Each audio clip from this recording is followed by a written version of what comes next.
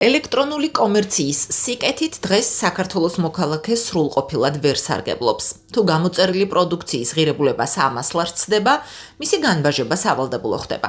300 ლარიანი ზღვარი წლების წინ დაწესდა. მას შემდეგ ლარი-დოლარის კურსი და ინფლაციის მაჩვენებელი ისე შეიცვალა, რომ ხშირად დღეს ერთი ნივთის გამოწერაც კი იბეგრება. რაც საზოგადოების ნაწილის აზრით უსამართლობასთან ერთად არაგონივრულობაცაა. ელექტრონული კომერცია როგორც წესი კონკურენციას უწევს და მომხმარებელს ართმევს ტრადიციული წესით მოვაჭრე მაღაზიებს.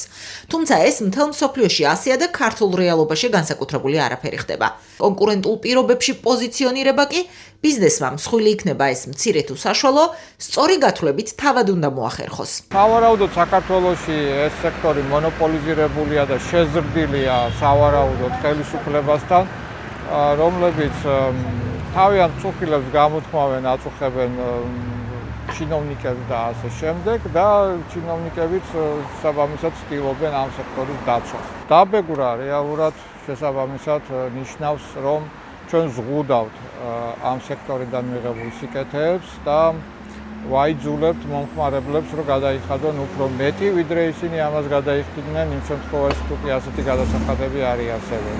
ასე არ ფიქრობს ქართული ონლაინ მაღაზიები. სექტორის წარმომადგენლების განმარტებით, ქართული ელექტრონული კომერცია კრიზისის ფაზაში სწორედ უცხოური ონლაინ მაღაზიებისაგან გაზრდილი კონკურენციის გამო აღმოჩნდა. მათი მტკიცებით, სახეზეა არათანაბარი კონკურენტული პირობები, რადგან კომპანიები საბაჟო გადასახადებთან ერთად იხდიან იმპორტის გადასახადს, უწევთ დღგ-ს გადახდაც.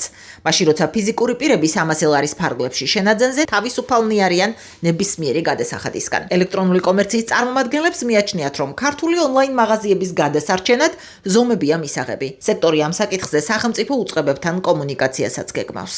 ეს არ გულისხმობს იმას, რომ რაღაცა კრიტიკული და რადიკალურები ვიყოთ ამ cross border e-commerce-ის მიმართ რა, რასაც ქვია ეს გამოწერები და უცხოეთში ყიდვა რა. დღეს მოდი ესე ვთქვათ რა, ვაღიაროთ, ეს ზღვარი აშკარად აზარალებს ბიზნესს. მცირე საშუალო ბიზნესს გულისხმობ რა. რადგან ბიზნესი იხდის გადასახადებს, ხო? მომხმარებელი კიდე არ იხდის არაფერს. შესაბამისად, ეს რეალურად პრობლემა არის და მოდი ესე ვთქვათ რა, რეალობა ის არის, რომ დღევანდელი რეგულაციები უცხოურ გიგანტებს აძლევს უპირატესობას. და ადგილობრივი ბიზნესი დაუცველია რა. სპეციალისტების მტკიცებით, ეს შინაარსობრივად სუბსიდირებაა იმ არაეფექტიანი ბიზნესის, ანუ იმ პირების, რომლებმაც საკუთარი ბიზნესის ეფექტიანობა ვერ უზრუნველყვეს და კონკურენტუნარიანობა ბაზარზე ვერ შეინარჩუნეს. არსებობს მოსაზრება, რომ 300 ლარიანი ზღვრის შენარჩუნებას დიდი ქსელური მაღაზიები ლობირებენ. ამდენჯერმე უნდა გაიზარდოს ეს ზღვარი. და თავად ამ ზღვის არსებობის განმარტებიდანაც გამომდინარე, მინიმუმ 700-800 ლარი მაინც უნდა იყოს ამ მომენტში. თუმცა იდეალურ სამყაროში საერთოდ არ უნდა არსებობდეს. და როცა ამაზე დისკუსია დაიწყო, მაშინ კონკრეტული მოლების მფლობელები მოვიდნენ პარლამენტში და ლობირების შედეგად, ასე ვთქვათ, დაბლოკეს. მიუხედავად იმისა, რომ ძალიან მომგებიანი იყო პოლიტიკურად, ფაქტობრივად ქართული ოცნება არ წავიდა, იმიტომ რომ მათი კონკრეტული დამფინანსებლები, რომლებიც მოლებს წარმოადგენდნენ, ასე ვთქვათ, იყვნენ წინააღმდეგი.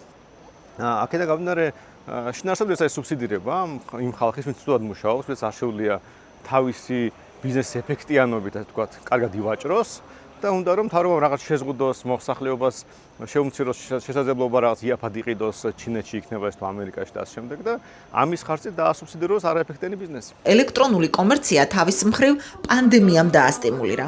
2020 წელს ადგილობრივი ელექტრონული კომერციის ბაზრის ზომა 3.2 ჯერ გაიზარდა და 2025 წლისთვის მილიარდ ლარს გადააჭარბებს 52%-იანი წლიური ზრდის ტემპით.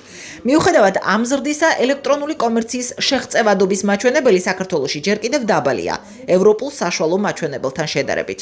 საქართველოში ელექტრონული კომერციის შესახებ კანონი სრულად 2024 წლიდან ამოქმედდა.